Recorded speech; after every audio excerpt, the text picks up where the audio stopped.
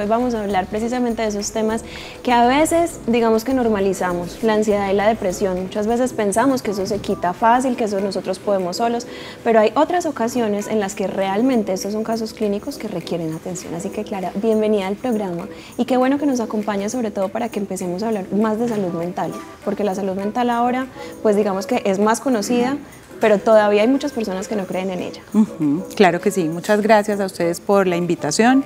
Definitivamente el tema de la salud mental, aunque sigue siendo muy problemático porque tenemos muchísimas necesidades en salud mental, la pandemia y en los últimos años nos ha permitido como ponerle una lupa, ponerle un zoom, permitirnos más hablar del tema y a pesar de eso sigue habiendo mucho estigma al respecto. Sí. Hay 264 millones de personas en el mundo, según la Organización Mundial de la Salud, que están pasando por un estado de depresión. Y quería decir esa cifra porque aunque esas son las cifras oficiales, creo que el porcentaje podría ser mayor de todos los casos que de pronto no van a consulta. ¿Por qué podría considerarse que la depresión es casi que otra pandemia en este siglo? Claro, efectivamente, como tú mencionas, ese es un infradiagnóstico, ¿cierto? Esa cifra hace referencia a las personas que reciben un diagnóstico de problemas de salud mental, o sea que ya han accedido a los servicios de salud, pero tenemos muchísimas otras personas que están padeciendo problemas y trastornos mentales y que no llegan a los servicios de salud. Se considera por la OMS y como por muchos entes gubernamentales como una pandemia, como un problema de salud pública. La depresión específicamente es una condición clínica que genera mucha carga de enfermedad, que genera muchísimas alteraciones en la calidad de vida, que deteriora las relaciones interpersonales de las personas, que afecta su funcionamiento académico, ocupacional, laboral, genera un ausentismo laboral muy importante, tiene comorbilidad, es decir, concurren al mismo tiempo la depresión y otras enfermedades médicas que pueden además deteriorar más la salud de las personas. Entonces definitivamente es un problema de salud pública sobre el que se ha puesto pues como la atención en la mayoría de los países. Claudia, yo creo que este tipo, hablando específicamente de la depresión y la ansiedad, creo que son condiciones, enfermedades, como le queramos llamar, que en algunos casos atacan de una forma demasiado silenciosa. Es decir, empiezan muchos síntomas que nosotros como seres humanos, pues por falta de información o por lo que sea, no nos damos cuenta que lo estamos padeciendo. Pero hay varias cosas físicas, porque como Olguita lo decía al inicio, esto también es químico, son reacciones químicas del cuerpo y hay muchas conductas en los seres humanos que empiezan a aparecer y nosotros no sabemos que estamos sufriendo de ansiedad o depresión. ¿Cuáles son esos primeros indicativos? Hablemos de separémoslos, porque creo que son diferentes a pesar de que puedan convivir. Empecemos por la ansiedad. ¿Cuáles son esos síntomas físicos en los que nos podemos encontrar cuando una persona está padeciendo de un cuadro de ansiedad? Mira, lo que tú mencionas es muy importante y es que experimentar ansiedad no es tener una enfermedad de la ansiedad. Ansiedad experimentamos todos ahorita corriendo para llegar acá, ¿cierto? Sí. Y es necesario porque la ansiedad nos permite activar como algunas respuestas en nuestro cuerpo, algunos mecanismos de conducta, algunos comportamientos que nos llevan a hacer algo. Entonces esa sensación como de peligro, de que algo va a pasar, de urgencia, esa sensación de urgencia, digamos que como emoción es una respuesta evolutiva necesaria, adaptativa de las personas. Esa es como una ansiedad que de hecho antes se llamaba eustrés, o sea, como una ansiedad que nos permite responder a los retos de cada día. Pero cuando ya la ansiedad se vuelve en un estado permanente, que ya yo la mayor parte del tiempo estoy sintiendo que tengo una amenaza al frente, como que algo muy malo va a pasar. Como el tigre, ya llega el tigre. Claro, como que tengo que luchar contra algo, es como un presagio de que estoy como frente a algún peligro. Eso, en primer lugar, genera todo el tiempo una respuesta de activación, ¿cierto? El cuerpo interpreta de verdad que tiene que luchar contra algo. Entonces probablemente yo voy a tener alteración en la frecuencia cardíaca, voy a tener algunas modificaciones de los parámetros cardiovasculares, más tensión muscular, y eso me va a poner en un estado permanente de algunas alteraciones hormonales, como mencionabas tú ahorita, el cortisol, que además alteran como unos mecanismos del pensamiento.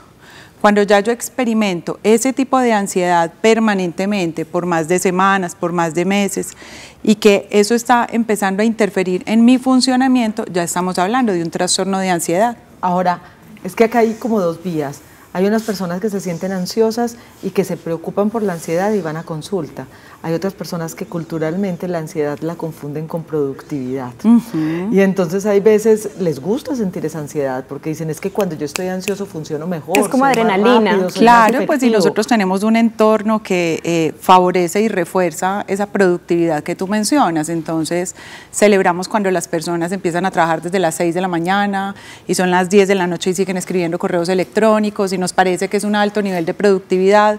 Pero eso, en muchos casos, detrás de eso puede haber problemas de salud mental, puede haber trastornos de ansiedad, que hay muchos tipos de trastornos de ansiedad, no es uno solo. Está el trastorno de ansiedad generalizada, trastorno de ansiedad social, trastorno de pánico, hay como varios tipos de trastornos. ¿Eso podría esconder entonces uno de estos trastornos o un problema mayor entonces en los pacientes, sí, la ansiedad? Sí. ¿O ese deseo de productividad exagerada? Digamos que podría enmascararlo. No podemos asumir que ese deseo de productividad exagerada siempre se debe a ansiedad, claro, porque puede haber otros rasgos de la personalidad, otros síntomas que estén relacionados con eso que tú mencionas. Pero lo que sí es un hecho es que culturalmente nosotros primero intentamos explicar de cualquier otra manera lo que estamos viviendo antes de considerar que puede ser un problema de salud mental, porque tenemos un altísimo estigma al respecto. No solamente es el tema del estigma, sino de desconocimiento. En el tema de inteligencia emocional realmente no estamos ni en pañales, estamos recién como saliendo, pariéndonos de la madre, ¿cierto? Es algo de lo que recién se está hablando en este momento y aunque se habla, igual no se educa en inteligencia emocional. Y con esto mi siguiente pregunta. Un paciente diagnosticado con depresión y con ansiedad va a un médico psiquiatra de la mano de, en el caso de necesitar medicamentos, ese paciente que a propósito de los medicamentos cada vez son más seguros, hay que desmitificarlos y esto no significa ni que usted esté loco, ni que esté turele, nada, sino simplemente que su cuerpo en este momento requiere de ese medicamento. Debería ir acompañado de estrategias que le ayuden a la persona a encontrar herramientas para manejar esa ansiedad y depresión. Por supuesto, definitivamente ningún caso se resuelve únicamente con medicamentos. Los medicamentos son una alternativa para algunas condiciones clínicas en unos puntos de severidad, pero no siempre que un paciente consulta a psiquiatría sale con una fórmula de medicamentos. Podríamos asegurar que sale con muchas recomendaciones de psicoeducación frente a qué es lo que tiene, a qué se debe ese diagnóstico. Hacemos recomendaciones en muchos sentidos, ¿cierto? Sobre estilos de vida saludables, sobre activación conductual, sobre actividad física, sobre activación de las redes sociofamiliares del paciente, conocer un poco cómo están funcionando todas sus rutinas, su higiene del sueño. Entonces hacemos muchas otras recomendaciones y también derivamos a psicoterapia. Claudia, yo creo que, bueno, también es importante aquí hacer énfasis en que estas son condiciones que no tienen, digamos que, un nicho elegido, es decir, no solo afecta a tal. Si bien es posible que hayan, no sé, de pronto las mujeres seamos más propensas a sufrirla, pues incluso hasta los niños pueden sufrir cuadros de ansiedad. En este caso, por ejemplo, un niño, pues me imagino que no será tan común recetarle fármacos, pero sí se le puede hacer un tipo de educación que obviamente debe empezar desde la casa, pero muchas veces es que ese problema de ansiedad viene precisamente desde la casa. Entonces, ¿qué tipo de cosas o qué tipo de no sé, integraciones, reuniones, actividades con los niños se pueden hacer en familia para que se entienda que este tipo de cosas que se presentan son completamente normales, que puede pasar, y desmitificar eso de que ir a un psiquiatra es porque está loco, de que si le mandan pastillas es porque está loco, y empezar a darle esas herramientas desde la casa que mencionó Olguita para que aprendan a hablar y digamos que a sentirse mucho expresar mejor y sentimientos. más tranquilos. Es que hemos tenido tantas etiquetas que nos hacen daño, etiquetas como los hombres no lloran, tienes que ser fuerte, eso ser no era fuerte para no tanto, es no llorar, eso no era un para montón de tanto, cosas. ya levántese pues, pero ríase un ratico, o sea, cosas que son tan estructuradas dentro de nuestras familias y dentro de nuestra crianza, pero que al final no han permitido ese reconocimiento de la emoción que nos puede embargar en cualquier momento. Sí, a ver, definitivamente esto afecta a todas las poblaciones, ¿cierto? Hay unas poblaciones que son más vulnerables, las mujeres somos más vulnerables a ansiedad y depresión, pero para responder tu pregunta frente a los niños, sí hay muchas intervenciones que se pueden hacer. Cuando nosotros vamos a diagnosticar o abordar un problema de salud mental en los niños, hacemos una evaluación multidimensional, ¿cierto? Y que incluye todos los entornos en los que el niño, digamos que está todo el tiempo desenvolviéndose. Eso incluye entonces una valoración sobre cómo está funcionando él en el entorno educativo, Por lo tanto, cuando hacemos evaluaciones con los niños, casi siempre tenemos estrategias a través de encuestas, entrevistas, escalas, que pueden diligenciar los profesores o las personas que los están acompañando en el entorno educativo y que complementan la información que yo estoy detectando del paciente y que me están reportando los familiares. En ese sentido, entonces, puedo hacerles devolución al entorno educativo y a los familiares sobre qué estrategias implementar. En los niños efectivamente podemos usar medicamentos, no solo para trastornos de ansiedad, sino para los otros trastornos psiquiátricos que pueden ser más frecuentes en ellos, pero son súper importantes todas las intervenciones conductuales, es decir, de modificación de la conducta y de modificación del entorno alrededor de la conducta de un niño.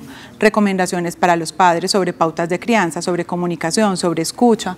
Esto que tú mencionas de la validación de las emociones, digamos que es un asunto en el que hemos mejorado progresivamente. Los niños ahora casi que escuchan desde la guardería el monstruo de las emociones, los colores, cómo me siento, eso se llama tristeza, lo siento acá, eso se llama hambre. Películas. Claro, están mucho más familiarizados como con ese lenguaje. Probablemente vamos a tener otros retos con ellos a medida que vayan creciendo, que ya no van a ser cómo nombrar las emociones, puede que ya sean otros retos diferentes. Como la frustración.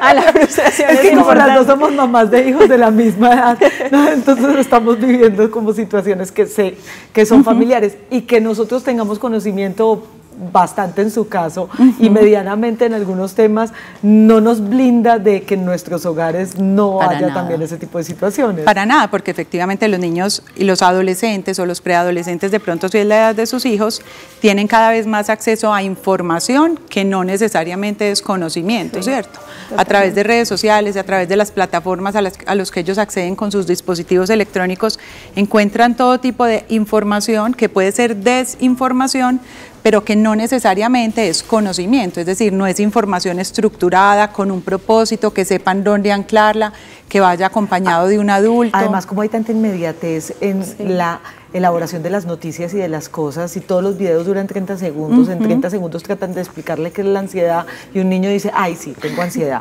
qué es la depresión, y en 30 segundos dice, ay, seguramente yo también estoy deprimido. Pero no hablemos tanto solamente de niños y de adultos, y para poder bordear y como cerrar también como este tema, ¿en qué momento acudir a consulta? ¿Cuánto es normal que me dure una emoción?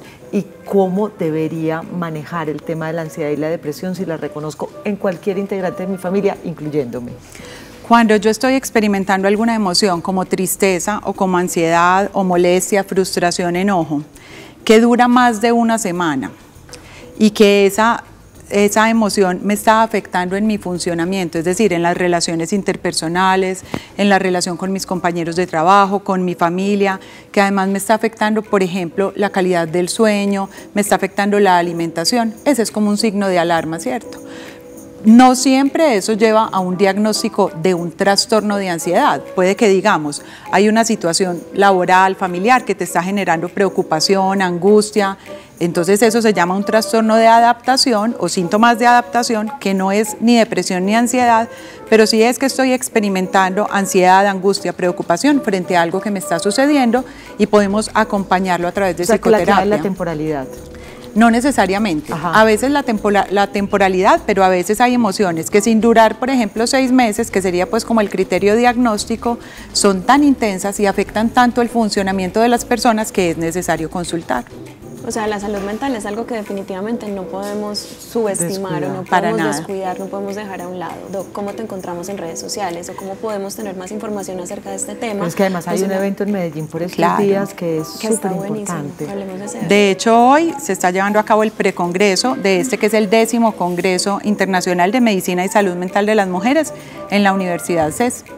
Entonces, hoy es el precongreso, se lleva a cabo pues como en la atención para la comunidad, jueves, viernes y sábado, es previa inscripción, pero en las páginas, en las redes sociales de la universidad encuentran toda la información. De la Universidad CES, que cada día se va renovando más también y cada vez nos ofrecen mejores profesionales. Gracias de verdad por acompañarnos, doctora Clara. Muchas gracias a ustedes. Qué bueno poder trabajar estos temas y ojalá que sirva para llevarlos a sus casas, a las conversaciones con la familia, que esta noche cuando nos sentemos todos a comer, expresemos nuestras emociones, cómo te sentiste hoy, y empecemos de una u otra forma a dar esos pasitos gigantes que pueden hacer que nuestra vida sea más plena. Nos separamos un segundito, ya regresamos.